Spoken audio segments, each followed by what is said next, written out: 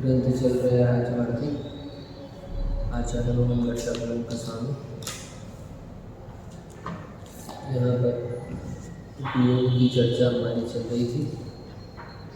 उपयोग लक्षणों इस सूत्र की व्याख्यान करते हुए गुण गुण में भेद अभेद की चर्चा कल अपन ने देखी। जीव का लक्षण उपयोग कर प्रश्न किया था, याद है प्रश्न? जीव का लक्षण उपयोग नहीं हो सकता है क्योंकि तादात्म्य होने से। प्रश्न हुआ था पर उस प्रश्न को एक बार दोहराकर आगे चलते हैं। जीव का लक्षण उपयोग नहीं है तादात्म्य होने से। इस विश्व में जो तादात्म्य होता है वो उसका लक्षण नहीं हो सकता, अर्थात किसी भी वस्तु का तादात्म्य रूप से परिणमन नहीं हो सकता। जैसे दूध का दूध रूप से परिणमन नहीं हो सकता, वैसे ही आत्मा ज्ञानात्मक है, उसको ज्ञानात्मक परिणमन नहीं हो सकता। अतः जीव के ज्ञानादि उपयोग नहीं होना चाहिए, अन्य रूप से विपर्य का प्रसंग आता है।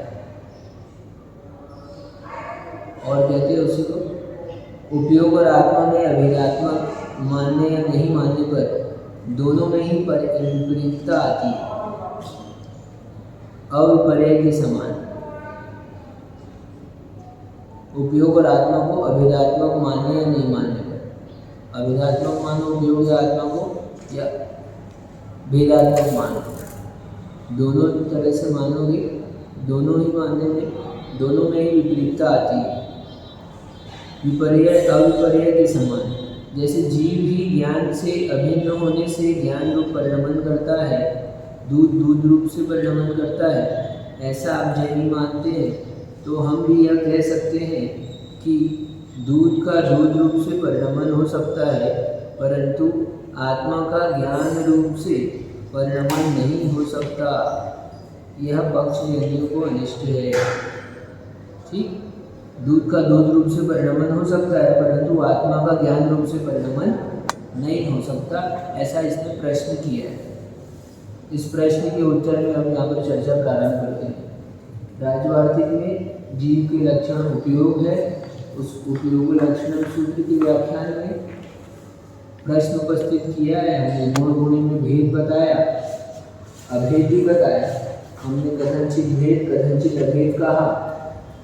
तो जीव का लक्षण उपयोग कहा तो इसमें प्रश्न उठाया कि जो तादात्म्य है वो जीव का लक्षण नहीं हो सकता। किसी भी वस्तु का जो तादात्म्य वो उसका लक्षण नहीं हो सकता, ऐसा उसका प्रश्न है। अब उत्तर देते हैं। तो ज्ञान में भेद हो सकता है क्या फिर महाराज? हाँ, ज्ञान में फिर भेद हो सकता है क्या? ज्ञान में भेद क्या मतलब, कहने का मतलब क्या है? मतलब जो ज्ञान उदय में आते हैं हाँ। अपने पर्याय के कारण, कई क्षय हो जाता है, कई का उपशम होता है, कई का उदय होता है। हाँ। तो फिर वो जैसा परिणमन हो रहा है वैसे ज्ञान का क्षय उपशम हो रहा है। नहीं, अपने पास कभी क्षयोपशम, अपने पास तो पूरे क्षयोपशमी ही ज्ञान है ना। जितना ज्ञान ढका हुआ है उतना अज्ञान है, तो अज्ञान भाव औदैहिक है। हाँ, औदैहिक है। ज्ञान भाव क्षयोपशमिक है। हाँ। और जिसके कर्म का अभाव हो जाता है ऐसे सर्वज्ञ के ज्ञान भाव क्षयिक है। ठीक, तो ये तीन तरह के भाव हुए। अपने तो क्षयोपशमिक ही भाव है। इस क्षयोपशमिक भाव में भी फिर जैसे जैसे कर्म का आवरण कम ज़्यादा होते रहता है तो उस ज्ञान में घटती बढ़ती होती रहती है। हाँ, ठीक है। तो ये जो ज्ञान है वो आत्मा से भिन्न नहीं है। ज्ञान ही आत्मा है और आत्मा ही ज्ञान है। क्योंकि आत्मा जो है वो ज्ञान जो है वो आत्मा का गुण है, और गुण और गुणी में अपन ने भेद और अभेद को इसको समझा है। तो फिर उस स्थिति में जैसे ज्ञान की वृद्धि हो रही है, घट रही है, कह सकते हैं कि ज्ञान है लेकिन अपनी अपनी आत्मा की शक्ति के हिसाब से वो ढका हुआ है। हाँ। और कईयों का उदय में आ गया। बस, तो सबका अलग अलग, सबकी अलग अलग शक्ति रहती है, सबकी अपनी अपनी ज्ञान की क्षमता है। आपकी भाषा में कहें सबकी अपनी अपनी योग्यता है। ठीक है, तो योग्यता है तो यानी वो उतना ज्ञान उसका ढका है, उतना उद्घाटित है। उद्घाटित होने पर भी क्या होता है, फिर उसके प्रयोग पर निर्भर करता है। ज्ञान तो है, ठीक, संगी पंचेंद्रिय ये भी है, संगी पंचेंद्रिय आप भी, संगी पंचेंद्रिय हम भी, और वो रोड में चलने वाला मिथ्या दृष्टि वो भी संगी पंचेंद्रिय है। लेकिन उस अपने ज्ञान को वह दुरुपयोग कर रहा है। आप जिनवाणी में ज्ञान का प्रयोग करके सदुपयोग कर रहे हैं, तो फिर ये बोल सकते इसके हैं, उपयोग से फर्क आ जाएगा। तो अपन ये बोल सकते हैं कि दोनों आपस में जुड़े हुए हैं, ज्ञान और आत्मा हाँ, वो एक ही है ना, एक ही है। तो जब वो परिणमन करते हैं तो फिर केवल मतलब ज्ञान का अपनी अपनी शक्ति के हिसाब से, उस हिसाब से वो परिणमन कर रहे हैं अपने अपने उस समय जो ज्ञान की स्थिति एट दैट टाइम उतना जैसा परिणमन होता है उनका, वो आत्मा ही उस रूप होती है।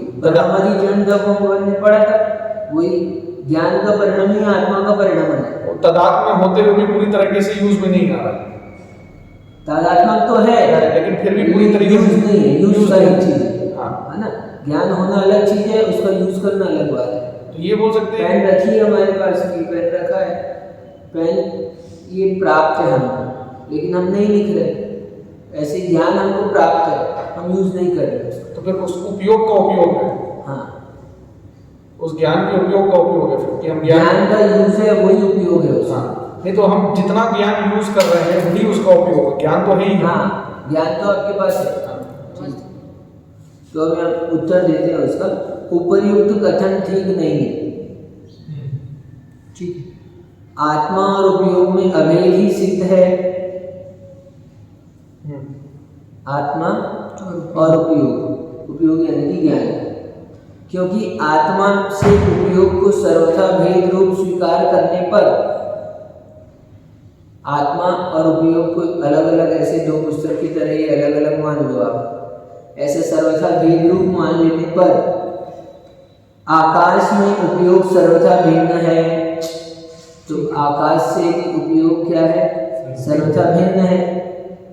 जैसे आत्मा से भिन्न है तो आकाश से भी भिन्न है, इसलिए आकाश के उपयोग नहीं है, उसी प्रकार आत्मा के भी उपयोग की सिद्धि नहीं होगी। आकाश में उपयोग है क्या? नहीं है। क्यों? क्योंकि आकाश से उपयोग कैसा है? भिन्न है सर्वथा। ऐसे ही आत्मा से भी सर्वथा भिन्न होने पर आत्मा के ज्ञान की सिद्धि नहीं हो पाएगी। आप कैसे कहोगे कि आत्मा ज्ञान होता है और इस वस्तु में ज्ञान नहीं है? आकाश की जगह इस वस्तु को ले लो ना, उद्गल को ले लो अपन, इसमें ज्ञान नहीं है। ज्ञान अलग है, ये उद्गल अलग है। तो जैसे ज्ञान और ये उद्गल अलग अलग है दोनों, ऐसे ही आत्मा और ज्ञान अलग अलग है। तो अब जैसे इसमें ज्ञान का अभाव है, ऐसे इसमें भी ज्ञान का अभाव हुआ, इसीलिए अलग नहीं हो, अलग कर देंगे तो उसी प्रकार आत्मा के भी उपयोग की सिद्धि नहीं होगी। फिर अपन नहीं कह पाएंगे कि आत्मा उपयोगवान है, कैसे कहोगे? अगर अलग कर देंगे तो फिर उनका एग्जिस्टेंस ही खत्म हो जाएगा, होएगा ही नहीं, अस्तित्व नहीं बचेगा। ठीक है, तो भी यहाँ समझा रहे फिर भी नहीं होगा। तथा जो यह कह गया है कि दूध दूधात्मक परिणमन नहीं कर सकता, यह भी ठीक नहीं है। अब कहने को तो कह दिया कि दूध का दूध रूप से परिणमन नहीं होता है भाई, तो ये बात तो गलत है। क्योंकि दूध कितनी देर तक बना हुआ है? 24 घंटे तक बना हुआ, उसके बाद वो खराब हुआ है, उसके बाद घी हुआ है, लेकिन परिणमन तो हर समय चल रहा है ना। गुणों में चेंज हो रहा है, सामान्य तो ही है ना। तो अभी और कहते हैं, देखो इसको, दूध दूधात्मक परिणमन नहीं कर सकता, यह भी ठीक नहीं है। क्योंकि जैसे शक्ति की अव्यतिरेकता होने से तृण जलादि ही कारणवशात गाय के उदर आदि का संयोग पाकर क्षीर भाव की प्राप्ति के प्रति अभिमुख होने से क्षीर कह दिए जाते हैं, वे आगे क्षीरात्मक परिणमन करते हैं। उसी प्रकार आत्मा भी ज्ञानादि स्वभाव शक्ति के कारणवशात घटपट आदि के आकार के ग्रहण रूप परिणमन करता है, वह उपयोग सिद्ध होता है। अब जैसे कि आपने देखा होगा क्षीर वृक्ष, क्षीर वृक्ष सुना है नाम? क्षीर वृक्ष कहते हैं साइंटिस्ट। तो जिस पौधे में दूध होता है, घास आदि को जो गाय जिनका सेवन करती है, वो गाय के उदर में जाकर गाय के उदर का संयोग पाकर अंतरंग में वैसी रासायनिक क्रिया होने पर वही घास के परमाणु दूध रूप से परिणमित कर गए। खाया तो घास है। तो अभी उसको अपन क्या कहते हैं? क्षीर वृक्ष कह रहे हैं। परिणमन उनका कब हो रहा है? बाद में हो रहा है, संयोग पाकर हो रहा है, जिससे दूध होता है ऐसा। और कौवा तो होता ही है, लेकिन वो अब सेवन के लिए योग्य नहीं है, तो वो कम कहलाता है। सामान्य से जो गाय भैंस आदि को चारा खिलाने के लिए जो अलग से बोए जाते हैं, आपने देखा होगा, उसके अंदर दूध का होता है तो नहीं होता, लेकिन क्षीर वृक्ष बोल रहे हैं ना उसको अपन। दूध रूप परिणमन होना है उनका, गाय के संयोग पाकर।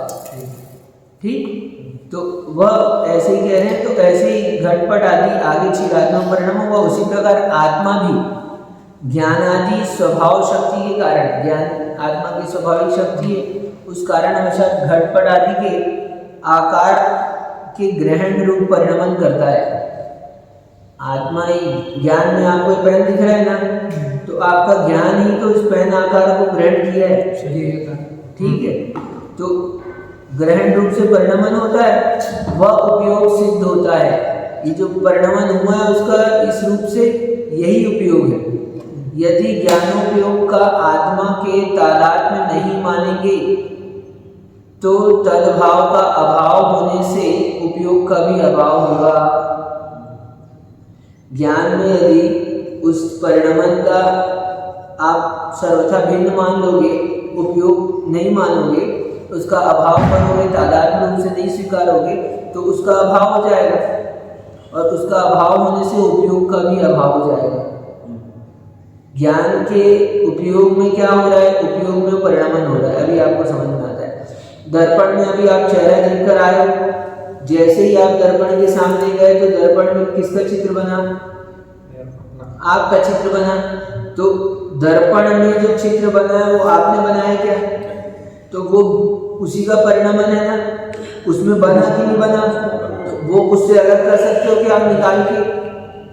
तो ऐसे ही ज्ञान में जो भी क्रिया आए हैं उस समय में ज्ञान का परिणमन उस रूप हुआ है, और उस रूप हुआ है, इसको यदि आप नहीं स्वीकार करोगे तो क्या होगा? तो ज्ञान दर्पण में फिर आपकी झलकन का अभाव हो जाएगा। और अगर दर्पण आधा भी हो तो भी आप देखेंगे, फिर भी भले ही आप कितना भी हो, आधा हो टुकड़ा हो, क्योंकि अगर आपका ज्ञान पूरा भी है तो भी अगर आप आधे हैं तो ज्ञान तो है, इसलिए उसको अपन हटा नहीं सकते। हाँ, तो ये कह रहे हैं कि उपयोग का ही अभाव हो जाएगा। ठीक है, यानी दर्पण में कुछ झलकेगा ही नहीं, दर्पण में जो झलका है उस रूप परिणमन हुआ है, बना है, वही उपयोग है। अर्थात द्रव्य दृष्टि से परिणमन तद्रूप से ही होता है।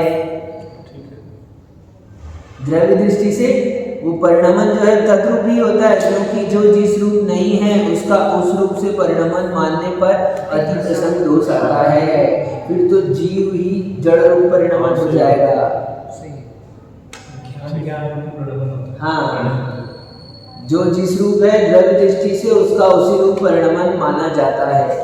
दूध का एग्जाम्पल तो इसलिए भी गलत है यहाँ पे, क्योंकि वो केवल उसके गुण के दृष्टि से देख रहा है। अगर उसको वस्तु की दृष्टि से लेगा तो दूध तो दूध ही है, तो केवल उसका परिणमन अलग अलग मतलब उसमें हो रहा है, कभी छेना बन जा रहा है, कभी घी बन जा रहा है। दूध की जो है वो वस्तु नहीं है ना, हमारे दृष्टि में वस्तु तो क्या है? पुद्गल है। दूध के स्वयं एक स्टेज है, बहुत सारे पुद्गल परमाणु में इनके दूध रूप बने, तो यहाँ दृष्टांत में उसको कहा, उसने जो ऐसा दृष्टांत कहा था कि दूध का दूध रूप से परिणमन नहीं होता है। तो दूध परिणमन जब करता है तो उसका गुण ही चेंज हो रहा है, सामान्य तो वही है दूध ही। अपन दृष्टांत में मत जाओ, अपन मूल बात में आओ। यहाँ पे बात इसलिए कहना चाहता है कि ज्ञान का ज्ञान रूप से परिणमन है, इसका निषेध कर रहा है। निषेध करेंगे प्रश्न करता, वो कह रहा है कि ज्ञान का ज्ञान रूप से परिणमन नहीं होता है, तो उसके उत्तर में हमने ये बात कही है कि द्रव्य दृष्टि से ज्ञान का ज्ञान रूप से परिणमन होता है।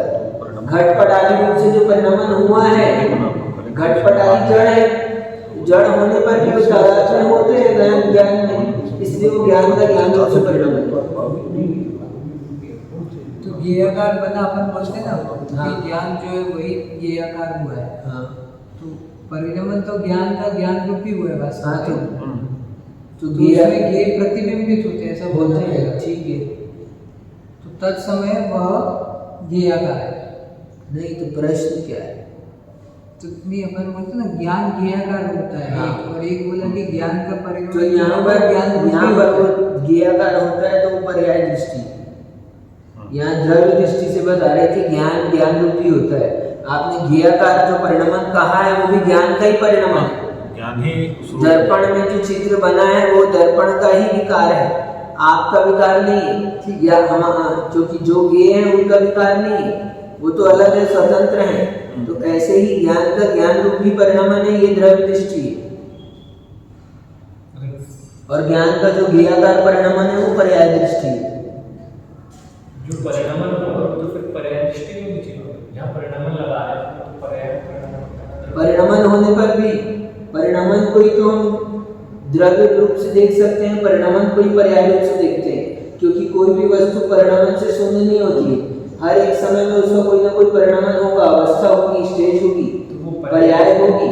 तो उस पर्याय को ही तो आप देख रहे हैं। पर्याय देखने में आज द्रव्य दिखता थोड़ी नहीं, तो उस पर्याय को ही देखा है, लेकिन देखा किससे है? द्रव्य दृष्टि से। उस पर्याय को ही देखा है, लेकिन देखा किससे है? पर्याय दृष्टि से देखा। तो ये पर्याय को ही देख करके हम वो लगा रहे हैं, उसमें दृष्टि क्या है? जो कि जो ये हम उसको पर्याय कह रहे हैं ना, क्योंकि जो पर्याय है वही द्रव्य है, वही वस्तु है। तुम अभी मनुष्य रूप में हो तो तुम ही आत्मा ही पूरी मनुष्य रूप में है। दिखेगी तो पर्याय, मतलब जो भी दिखेगी या आत्मा हमारा स्व का गुण भी अभी मनुष्य के हिसाब से ही बदल गया है। हाँ, पूरा इसी सभी तरह से सभी कि अपन आत्मा क्योंकि पूरा का पूरा परिणाम जो है वही मनुष्य पर्याय है। ऐसा नहीं है कि कुछ मनुष्य बना है और कुछ देव बना है। क्या? तो वो दो पर्याय की उपलब्धि एक समय में नहीं हो पाएगी। परिणामन भाव के स्टेज से चालू हो जाता है, मतलब अपन इसमें है तो भाव भी है तो परिणाम हाँ, तो इसलिए आप मनुष्य रूप से तो जिस भाव रूप से अपन परिणाम किए हैं वही भाव हुआ है। अथवा आप दूसरे प्रकार से उत्तर देते हैं। देखो अभी इतने में बस नहीं करना है अभी। अथवा ये नहीं समझ में आया तो भी चलो, आ गया तो ठीक है। अब दूसरा भी समझो। उभय था, तुम्हारे वचनों की असिद्धि है। जो तुमने वचन कहे क्या तादात्मक होने से उसके लक्षण का निषेध कर रहे हो, तो इसके लिए जो आपने अभेद और भेद रूप से कहा है, उभय रूप से आपके वचनों की असिद्धि है। अनेकांतवाद में प्रवीण, अरहंत सिद्धांत से अनभिज्ञ, आपने यानी सांख्य जो यह कहा है कि आ गया आपका उत्तर कि जो वस्तु जिस रूप है उसका उसी रूप से परिणामन नहीं होता, ठीक है। ऐसे आपके वचन की दोनों प्रकार से ही असिद्धि है। आपने जो ऐसा कहा है कि जो जैसा है उसका उस रूप से परिणामन नहीं होता, दूध का दूध रूप से परिणामन नहीं होता, ऐसा कहने वाले कौन है? तो सांख्य। दोनों मतलब तो दोनों से अभी भेद अभेद, यहाँ पर भेद अभेद से चालू किया तो भेद अभेद लगाना दो मतलब। हाँ, तो दोनों से मतलब भेद और अभेद, ये दोनों रूप से आपकी सिद्धि। हाँ, आपकी सिद्धि नहीं हुई। मतलब भेद रूप से परिणाम होता है और अभेद रूप से। तो अभेद रूप से तो हमने अभी उनका खंडन कर दिया कि ज्ञान का ज्ञानात्मक रूप से परिणाम होता है। तो इसलिए हम कह रहे हैं कि अनेकांतवाद में प्रवीण, अरहंत सिद्धांत से अनभिज्ञ। तो आपके जो ये वचन है कि वस्तु का क्या, आपके जो ये वचन है कि उसका उसी रूप से परिणाम नहीं होता, तो ऐसे आपके वचनों की दोनों प्रकार से असिद्धि है। जैसे उपयोग तादात्म्य रूप से परिणमन नहीं करता है,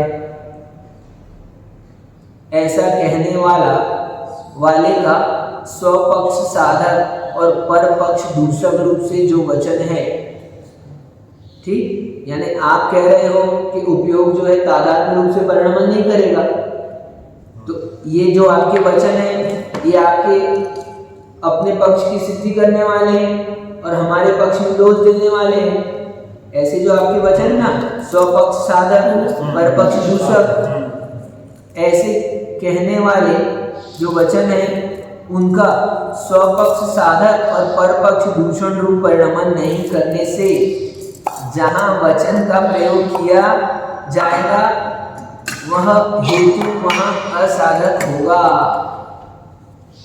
अब देखो, आपने जो वचन कहे उनका वचन रूप से ही परिणमन नहीं हो सकता है, तो वो स्वपक्ष साधक और परपक्ष दूषक नहीं हो सकते हैं।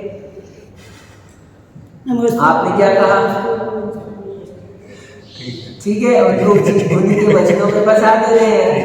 ये वकील वकालत की बात है। हाँ, तो जहाँ वचन का प्रयोग किया जाएगा वह हेतु वहाँ असाधक होगा। आप हेतु दे रहे हो, तो जो हेतु दे रहे हो वहाँ पर वो हेतु सिद्ध नहीं करेगा उसको। क्यों सिद्ध नहीं करेगा? क्योंकि अपने आप में जैसे आप दूध का परिणमन दही रूप से स्वीकार करते हैं, दूध का परिणमन दूध रूप से परिणमन स्वीकार नहीं करते हैं, वैसे ही आपके स्वपक्ष साधक वचन का परपक्ष दूषक रूप से परिणमन होगा। स्वपक्ष साधक रूप से परिणमन, स्वपक्ष साधक रूप से नहीं, और परपक्ष दूषणात्मक वचन का स्वपक्ष साधक रूप से परिणमन होगा, परपक्ष दूषक रूप से वचन परिणमन नहीं होगा। अब जो भी हेतु होते हैं, स्वपक्ष साधक वचन का हेतु की विशेषता होती है। हेतु ही उभयात्मक होते हैं, दो रूप से। जो हेतु आपने दिए हैं अपने लिए वो आपकी सिद्धि कर रहे हैं और हमारे वचनों को बाधक कर रहे हैं। तो ये जो आपने हेतु दिया है वो हेतु ही दो रूप हुआ ना, आपके वचनों की सिद्धि करने वाला और हमारे वचन को बाधक करने वाला। ठीक है, तो अब उभय रूप से उसका परिणमन नहीं हो सकता। यदि आप हेतु देते हो अपने पक्ष की सिद्धि का, तो वो हेतु हमारे पक्ष के दूषण में काम आएगा, आपके हेतु की सिद्धि में काम नहीं आएगा। क्योंकि दूध का दूध रूप से परिणमन नहीं होता, तो स्वपक्ष साधक वचनों का स्वपक्ष साधक रूप से परिणमन नहीं हो सकेगा। इसीलिए आप जो बोलो काम ही नहीं कर सकता, मतलब उस सही है। आई बात समझ में? थोड़ा जो अपन हेतु देते हैं किसी भी चीज के लिए, तो अपन ने हेतु दिया तो हेतु दो काम करते हैं। आपने बोला कि भैया मैं दिल्ली से आया क्योंकि मैं घूमने गया था। ठीक है, मैं दिल्ली से आया क्योंकि मैं घूमने गया था। तो क्योंकि मैं घूमने गया था, ये क्या है? हेतु। ठीक है, क्या कह रहा है, क्या बता रहा है? दिल्ली से आया इसके लिए हेतु दिया इन्होंने, क्योंकि मैं घूमने गया था। तो ये घूमने गया था, ये इनकी सिद्धि कर रहा है। किसकी सिद्धि कर रहा है? इनकी बात की सिद्धि कर रहा है और हमारे बात का खंडन कर रहा है, वही वचन। तो वो वचन उभय रूप से कैसे परिणमन करेगा? दूध का दूध रूप से परिणमन नहीं होता। तो आपके जो स्वपक्ष साधक वचन हैं उनका परपक्ष दूषण रूप से परिणमन तो मान लेंगे, लेकिन स्वपक्ष साधक रूप से वचन आप नहीं मान सकते, क्योंकि आप कह चुके हो दूध का दूध रूप से परिणमन नहीं होता। आई बात समझ में? तो इसलिए कहते हैं अकलंक स्वामी। तो पर क्योंकि स्वरूप से कोई वस्तु परिणमन नहीं करती, क्योंकि आपके वचन है स्वरूप से कोई रूप वस्तु परिणमन नहीं करती है, स्वरूप तो बदलेगा। तो अब वो आपके स्वपक्ष साधक वचन स्वपक्ष साधक रूप से परिणमन नहीं करेंगे, तो आप अपने वचनों के द्वारा अपनी सिद्धि नहीं कर सकते हैं। तो आप हमसे बात मत करो। ये शुरू में बोल खत्म कर देते हैं। स्वपक्ष आई बात समझ? यानी आपने जो केस लगाया है, अब आप उसके साधक में कोई भी प्रमाण नहीं दे सकते। आप जो बोलोगे हम वचन को परिणमन नहीं कर सकते। वचन को परिणमन नहीं करेंगे। वचन जो है स्वपक्ष साधक रूप से परिणमन कर रहे हैं। हेतु जो है, हेतु के दो पक्ष है ना, जो भी हेतु देते हो आप, आपकी सिद्धि करता है, दूसरे का खंडन करता है। तो आप बोल रहे हो कि वस्तु का उसी रूप से परिणमन होता नहीं होता, अन्य रूप से होता है। तो आपने वचन किस लिए कहे? हमारे गलत कर सिद्धि के लिए गए, तो वो वचन उस रूप से सिद्धि नहीं कर पाएंगे, क्योंकि उनका उस रूप से परिणमन नहीं होगा, हो सकता, उनका भिन्न रूप से परिणमन होगा। परपक्ष दूषण तो मान सकते हैं, लेकिन स्वपक्ष की सिद्धि नहीं मानेंगे। और ऐसा होता नहीं है, जिससे स्वपक्ष की सिद्धि होती है उसी से परपक्ष का दूषण होता है। ठीक, हेतु जो है उभयात्मक होते हैं, ये हम उसमें पढ़ेंगे आप, हम द्वैतपने की सिद्धि इसी से करते हैं। क्योंकि उन्होंने दूध का दृष्टांत लिया इसलिए वो इस चीज को बोल सकते हैं। हाँ, हम क्या है, पहले तो हमने समझा दिया जैसे समझ सकते थे, सीधी सीधी बात। अब यदि आप नहीं समझना चाहते तो अब हम दूसरा अपनी बुद्धि लगा के ऊपरी को टेढ़ा करते हैं थोड़ा सा, तो टेढ़ा करके हम कह रहे हैं कि भैया आपके वचनों से आपकी सिद्धि नहीं हो सकती है, क्योंकि आपने कहा है स्वरूप से कोई भी वस्तु का परिणमन नहीं होता है। तो हम जो बोले उससे हमारा वो आपको सिद्धि भी नहीं करेगा, आप बोले कि वो सिद्धि यानी करेगा। आपकी जो तो प्रतिक्रिया यह तुम्हारा सिद्धांत है, सुनो, क्योंकि यह तुम्हारा सिद्धांत है, क्योंकि स्वरूप से कोई वस्तु परिणमन नहीं करती है, तुम्हारा सिद्धांत है। यदि आपका स्वपक्ष साधक परपक्ष दूषणात्मक वचन स्वपक्ष साधक और परपक्ष दूषणात्मक से परिणमन करता है, तो तादात्म्य से कोई वस्तु परिणमन नहीं करती, यह बाधित होगा। आपके वचन बाधित हो गए, यहाँ सब वचन बाधित हो गया। That's all. सीधा सिद्धांत ही तोड़ दिया होगा, क्योंकि जो आपने बोले वही जो गलत है। प्रतिज्ञा की थी, वो प्रतिज्ञा की हानि होगी।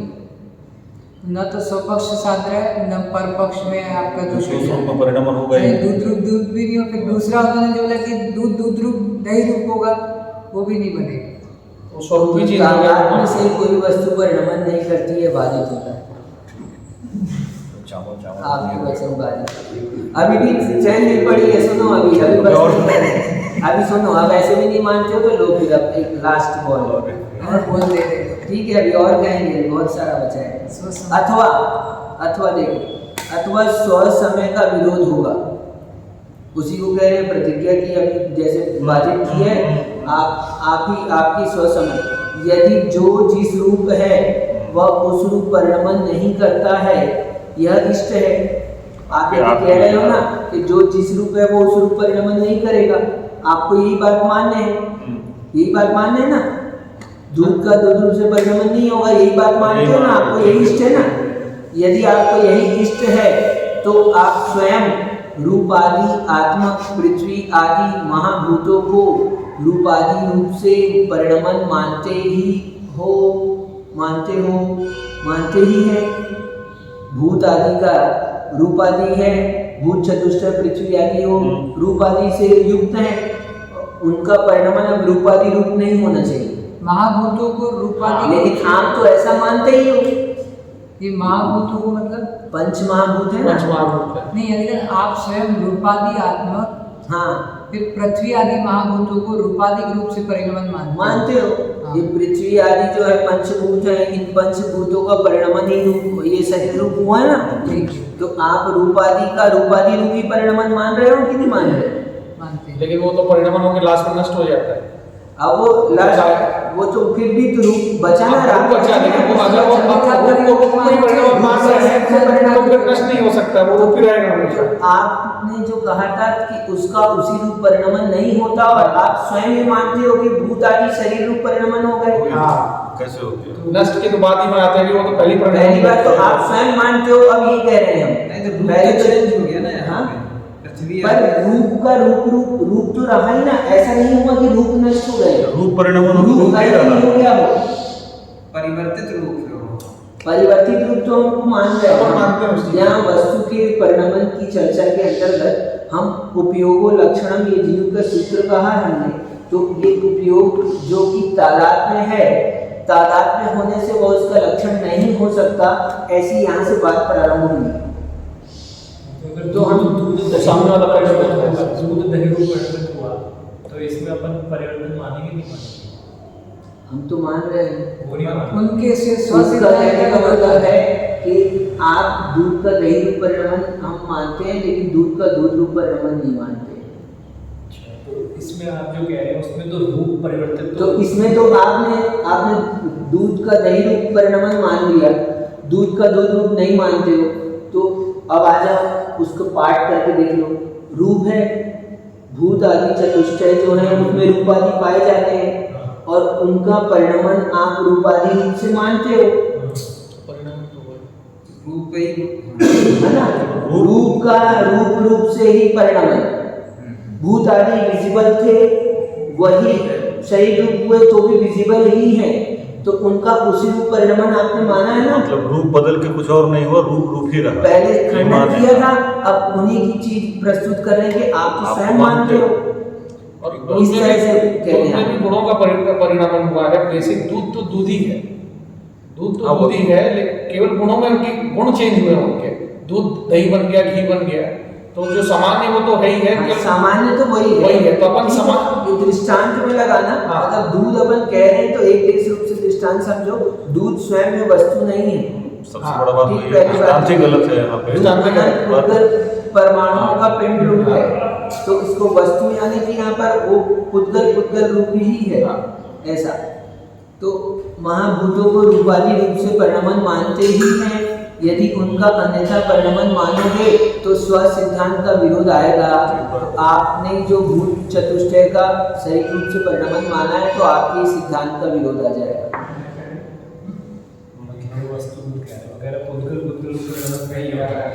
उसका कहने का मतलब है जो वस्तु जिस रूप से है वो उस रूप से परिणमन नहीं करेगी, नहीं करेगी, दूसरे हो जाएगी। अब वो दूसरे रूप से करे या ना करे, उस रूप से नहीं करेगी। अभी तो ये हाँ, बात सही है, बात है। तो अपन इसी के लिए बात कर रहे हैं अभी। उसके लिए तो अभी अपन ने कुछ बात की नहीं है। ठीक है, तो यहाँ पर इसका खंडन किया। Time up. इसका खंडन शांत